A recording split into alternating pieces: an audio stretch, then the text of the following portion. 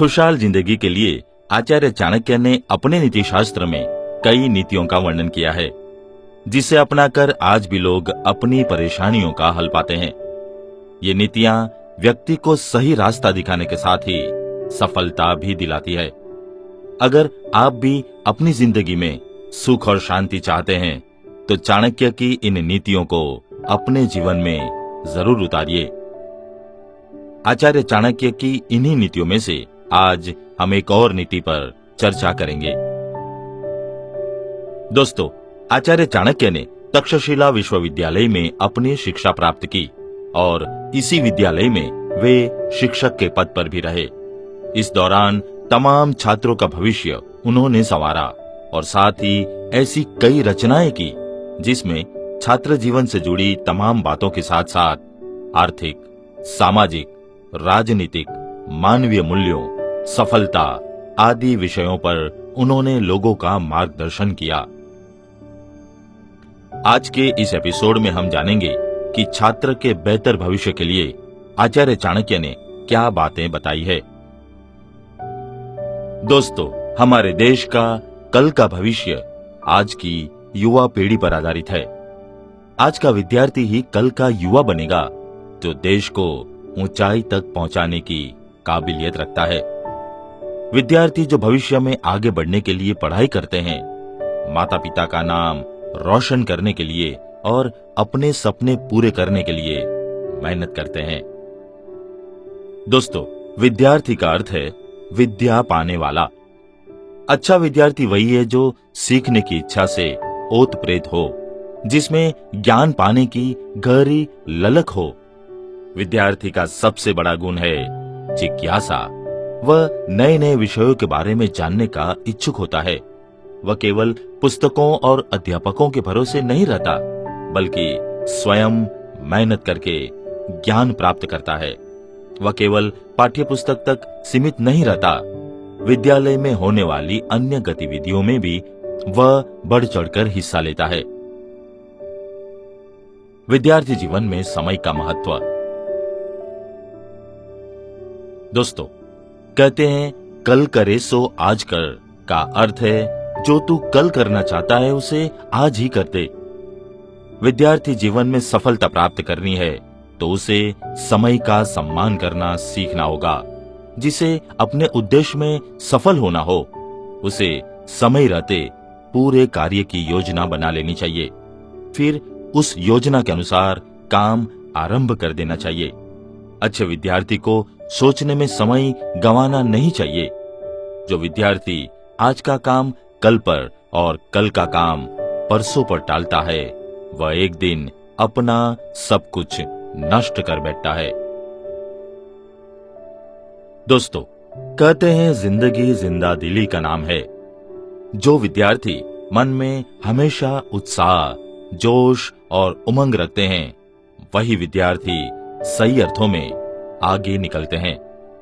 इसके विपरीत जो लोग हमेशा निराशा, उदासी और दुख के बादलों से घिरे रहते हैं, उनका जीवन निरर्थक हो जाता है। याद रखें, उत्साह के लिए हिम्मत का होना भी आवश्यक होता है। जो डरपोक होता है वह कभी कोई अच्छा कार्य करने का जोखिम नहीं उठा सकता। दोस्तों, विद्यार्थी को हमेशा माता पिता, शिक्षकों या बड़ों की आज्ञाओं का पालन करना चाहिए। जीवन को आनंद पूर्वक जीने के लिए विद्या और अनुशासन दोनों आवश्यक है। विद्या का अंतिम लक्ष्य है इस जीवन को मधुर तथा सुविधापूर्ण बनाना। अनुशासन का भी यही लक्ष्य है। अपनी दिनचर्या, रहन सहन, सोच विचार और अपने समस्त व्यवहार को व्यवस्थित करना ही अनुशासन है। आइए इसके अनुसंधान में एक छोटी सी कहानी सुनते हैं। राजा रतन सिंह पशु पक्षियों से बहुत प्रेम करते थे, इसीलिए वह प्रतिदिन उनसे भेंट करने के लिए वन में जाया करते थे। एक दिन वन में पक्षियों के साथ विचरण करते करते अचानक बहुत तेज बारिश होने लगी। बारिश होने के कारण वह ठीक से कुछ देख नहीं पा रहे थे, इसीलिए चलते चलते वह रास्ता भटक गए। किसी तरह रास्ता ढूंढते ढूंढते राजा जंगल के किनारे पहुंच गए। भूख प्यास और थकान से विचलित राजा एक पेड़ के नीचे बैठ गए। तभी राजा की नजर आते हुए 3 बालकों पर पड़ी। राजा ने उन्हें अपने पास बुलाया। तीनों बालक हंसते खिलते राजा के पास आ गए। राजा बोले, मुझे भूख और प्यास लगी है। क्या आप लोग मेरे लिए पानी व भोजन का प्रबंध कर सकते हैं? बालक बोले, पास ही में हमारा घर है। आप कुछ क्षण प्रतीक्षा कीजिए, हम शीघ्र जाकर आपके लिए भोजन और पानी लेकर आते हैं। वे तीनों बालक राजा के लिए भोजन और पानी ले आए। राजा बालक के व्यवहार से बहुत खुश हुए। वह बोले, अब बच्चों, तुमने मेरी भूख और प्यास मिटाई है। मैं तुम तीनों को इनाम देना चाहता हूं। बताओ, तुम्हें क्या चाहिए? कुछ क्षण सोचने के बाद पहला बालक बोला, महाराज, आप मुझे एक बड़ा सा बंगला और गाड़ी दे सकते हैं। राजा बोले, हाँ, क्यों नहीं, जरूर मिलेगा। बालक फूला न समाया। दूसरा बालक भी उत्साहपूर्वक बोला, महाराज, मैं बहुत गरीब हूँ, मुझे बहुत सारा धन चाहिए। राजा मुस्कुराकर बोले, ठीक है बेटा, अब मैं तुम्हें बहुत सारा धन दूंगा। भला तीसरा बालक क्यों चुप रहा था? वह भी बोला, महाराज, क्या आप मेरा सपना पूरा करेंगे? मुस्कुराते हुए राजा बोले, क्यों नहीं, क्यों नहीं, अब बोलो बेटा, तुम्हारा क्या सपना है? मेरा सपना है कि मैं पढ़ लिख कर बहुत बड़ा विद्वान बनूं। तीसरे बालक की बात सुनकर राजा बहुत खुश हुए। राजा ने उसके पढ़ने लिखने के लिए उचित व्यवस्था करवा दी।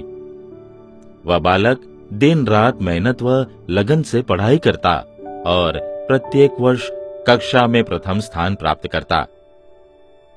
समय बीतता गया, वह पढ़ लिखकर विद्वान बन गया। राजा ने उसे राज्य का मंत्री बना दिया।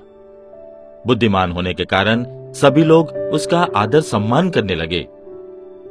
उधर जिस बालक ने राजा से बंगला और गाड़ी मांगी थी, उसने उस दिन के बाद जीवन में कोई काम नहीं किया।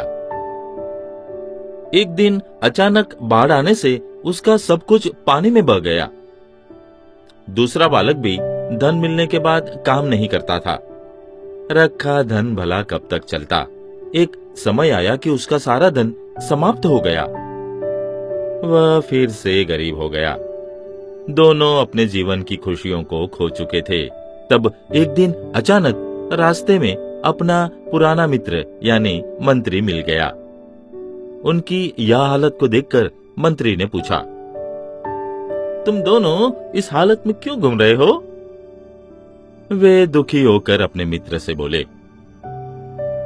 हमने राजा से इनाम मांगने में बहुत बड़ी भूल की। हमारा घर, बंगला, गाड़ी सब कुछ नष्ट हो गया। हमारे पास अब कुछ नहीं रहा। मंत्री मित्र ने समझाते हुए कहा, किसी के पास धन दौलत हमेशा नहीं रहती। धन तो आता जाता रहता है। सिर्फ शिक्षा है जो हमारे पास रहती है। धन से नहीं बल्कि शिक्षा से ही हम धनवान बनते हैं। दोनों को अपनी गलती पर बहुत पछतावा हो रहा था। उन्होंने तय किया कि अब हम फिर से अपनी अधूरी शिक्षा को पूरा करेंगे और अपना जीवन सुखी बनाएंगे।